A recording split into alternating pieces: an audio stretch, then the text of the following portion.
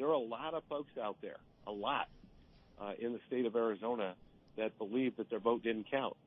A lot of people that believe that with some of the voting irregularities that we've seen in the past, that maybe our elections aren't as integrous as we need them to be.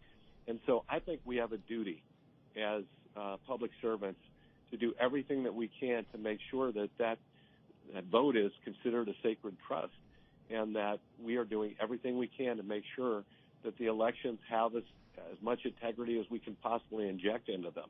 I put out a voter Bill of Rights with 10 points, and one of them was what I just mentioned, that if you don't have ID, and that is one of the things missing from our mail-in votes. There is no ID required, and I'm going to say it again. We need to require it for all votes cast in the state of Arizona. The other thing is that we've banned ballot harvesting, and the Supreme Court even upheld that ban just within the last few months. But the penalties for that kind of shenanigan of harvesting ballots, that the penalties are really not that big, and I think we need to increase those penalties.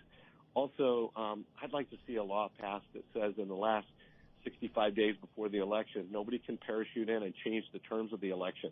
Last time, in the name of COVID, a judge came in and extended the voter registration deadlines, also mandated that voter poll watchers couldn't get too close to the ballots because of COVID.